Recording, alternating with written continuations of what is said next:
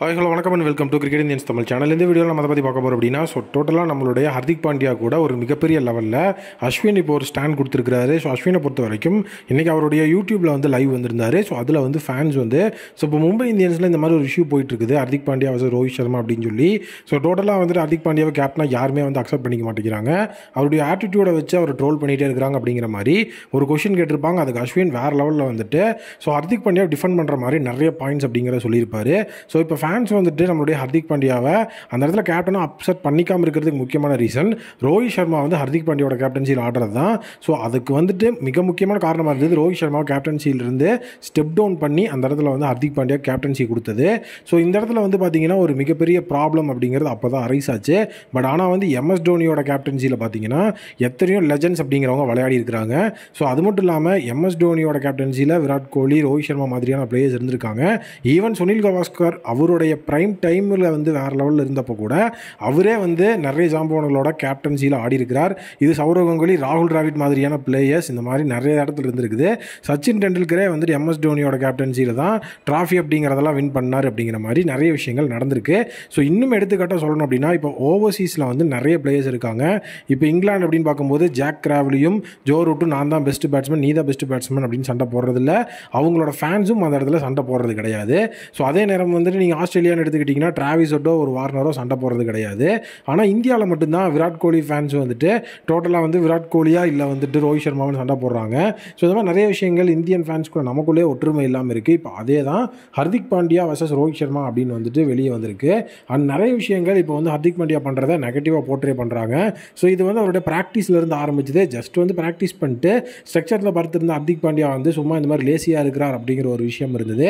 And அது மட்டும் இல்லாமல் ஃபேன்ஸ் அவர் டோட்டலாகவே பூ பண்ணுறாங்க.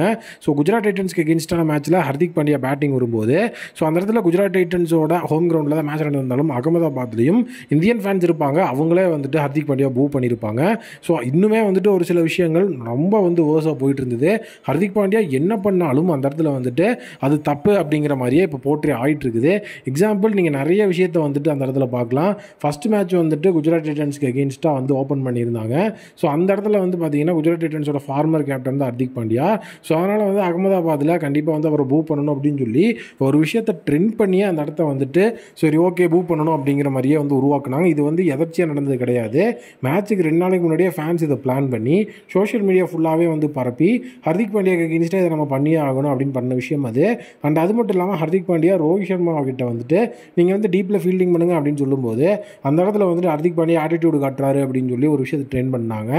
அதே பார்த்தீங்கன்னா எஸ்ஆர்ஜி எகென்ஸ்டான மேட்ச்சில் நீங்கள் போய் டீப்பில் ஃபீல்டிங் பண்ணுங்கன்னு ரோஹித் சர்மா ஹர்திக் பாண்டியாட்ட சொன்னப்போ கர்மா அப்படிங்கிறது இப்படி தான் இருக்கும் அப்படிங்கிற மாதிரி ஒரு விஷயத்தை ரிவீல் பண்ணாங்க.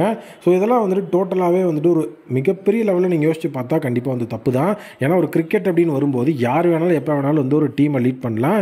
ஈவன் நானே ஐபிஎல்லில் கேப்டன்சி அப்படிங்கிறது பண்ணும்போது எனக்கு ஹெல்ப் வேணும் அப்படின்னா சீனியர்ஸ் கிட்ட நான் கேட்டிருக்கிறேன்.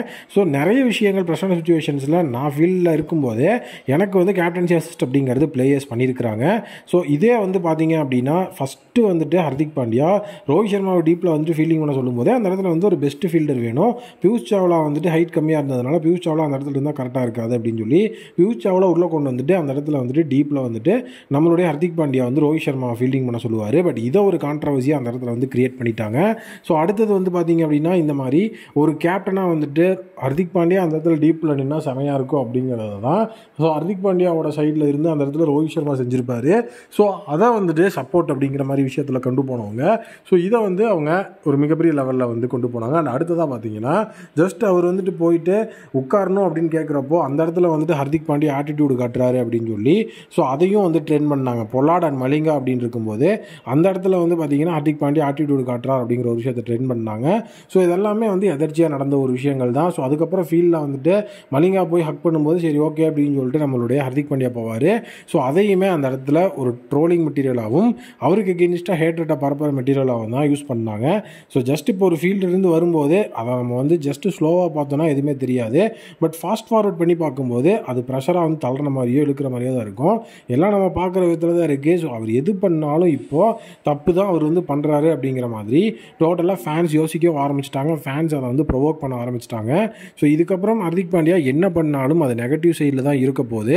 அதில் எந்த விதமான மாற்றமும் கிடையாது. அவர் மேட்சே ஜெயிச்சு பிரித்து கொடுத்தாலும் அதுக்குள்ளே எப்படி ரோஹித் சர்மாவை கொண்டு வரலாம் அப்படிங்கிற மாதிரி தான் ஃபேன்ஸ் திங்க் பண்ண போகிறாங்க. ஸோ இன்னுமே வந்து சொல்லப்போனால் கண்டிப்பாக வான்கடே ஸ்டேடியம்குள்ளே போகும்போது அங்கே நடக்க போகுது அப்படிங்கிற விஷயமும் இன்னுமே எனக்கு பதட்டமாக தான் இருக்குது. ஸோ இதெல்லாம் நடக்கக்கூடாது அப்படின்னா ஸோ கண்டிப்பாக வந்துட்டு மேனேஜ்மெண்ட் இதை கிளியர் பண்ணணும். ஸோ எம்ஐ மேனேஜ்மெண்ட்டை பொறுத்த வரைக்கும் டோட்டலாக அவங்க சரியில்லை. ஏன்னா அவங்க ஃபஸ்ட்டு கேப்டனாக வந்து ஹர்திக் பாண்டியா அனௌன்ஸ் பண்ணதே தப்பான ஒரு இடத்துல. ஸோ அதுக்கப்புறம் ஃபேன்ஸ் வந்து அந்த இடத்துல எல்லாரும் அன்ஃபாலோ பண்ண ஆரம்பித்தப்போவாது ஸோ கண்டிப்பாக அவங்க வந்து ரோஹித் சர்மாவை வந்து பேச வச்சுருக்கணும், இல்லை மேனேஜ்மெண்ட்டே இறங்கி வந்து பேசியிருக்கணும். ஸோ அதையும் அவங்க பண்ணல. பட் ஓகே அப்படின்னு சொல்லி ஒரு சில விஷயங்கள் வந்து பார்த்திங்கன்னா அவங்க பண்ணாங்க. ஸோ அதுதான் வந்து ப்ரெஸ் மீட். ஸோ ஐபிஎலுக்கு முன்னாடி வந்துட்டு ப்ரெஸ் கான்ஃபரன்ஸ் அப்படின்னு சொல்லி ஒரு விஷயத்தை வந்து கொண்டு வந்தாங்க. ஸோ அந்த ப்ரெஸ் கான்ஃபரன்ஸில் கண்டிப்பாக எம்ஐயோட மேனேஜ்மெண்ட் வேறு லெவலில் நிறைய விஷயத்தை கிளியர் பண்ணுவாங்க அப்படின்னு நம்ம நினச்சப்போ அந்த இடத்துல 2-3 விஷயங்கள் அவங்க கிளியர் பண்ணுறதுக்கு சான்ஸ் கிடச்சிது. எதனால் வந்துட்டு ரோஹித் சர்மாவை கேப்டன்சிலிருந்து எடுத்தீங்க அப்படிங்கிற ஒரு கேள்வியும் அவங்களை நோக்கி ஷூட் அப் ஆச்சு. எதனால் ஹர்திக் பாண்டியாவை ட்ரேட் பண்ணி கேப்டன் ஆக்குனீங்க? ஸோ குஜராத் டைட்டன்ஸ் வந்துட்டு இதை அக்செப்ட் பண்ணாங்களா? இந்த டீல் எப்படி நடந்ததுன்னு நிறைய விஷயங்கள் அந்த ஒரு இடத்துலையே வந்துட்டு கொஷின்ஸை ஷூட் அப் ஆச்சு. பட் ஹர்திக் பாண்டியாவோ இல்லை வந்துட்டு அந்த இடத்துல இன்டர்வியூவில் இருந்த மார்க் பவுச்சரோ யாருமே வந்து அதுக்கு ஆன்சர் பண்ணவே இல்லை. அந்த இடத்துலையே வந்துட்டு அவங்க ஆன்சர் அப்படிங்கிறத பண்ணியிருந்தா கண்டிப்பாக மும்பை இந்தியன்ஸுக்கு மேட்ச்சில் எந்த ப்ராப்ளமும் இருந்திருக்காது. ஏன்னா அந்த இடத்துல அவங்க ஆன்சர் பண்ணாமல் சைலண்ட்டாக இருந்தது தான் இது ரோஹித் சர்மாவுக்கு எகென்ஸ்டாக நடக்குது அப்படிங்கிற மாதிரி ஃபேன்ஸ் புரிஞ்சுக்கிட்டு இப்போ நிறைய இஷ்யூ பண்ணிகிட்டு இருக்கிறாங்க. ஸோ இதுக்கப்புறமும் இந்த இஷ்யூ எல்லாமே சார்ட் அவுட் ஆகி ஸோ மும்பை இந்தியன்ஸ் மறுபடியும் ஒன் ஃபேமிலியாக இணையணும் அப்படின்னா மேனேஜ்மெண்ட் கண்டிப்பாக அதில் தலையிட்டாகணும். ஸோ என்ன நடந்துட்டு இருக்குது டீமுக்குள்ளே, என்ன வந்துட்டு அவங்க வந்து வேறு லெவலில் வந்துட்டு கொண்டு வரணும், ஸோ எப்படி வந்து டீமை மட்டும் ரீகன்ஸ்ட்ரக்ட் பண்ணணும் அப்படிங்கிறத கண்டிப்பாக ஃபேன்ஸ் கிட்ட இன்ட்ராக்ட் பண்ணி அவங்க தெரிஞ்சுக்கிட்டு எம்ஐ மேனேஜ்மெண்ட் இதுக்கு ஒரு ஆக்ஷன் எடுக்கிற வரைக்கும் இந்த ப்ராப்ளம் ஓயாது.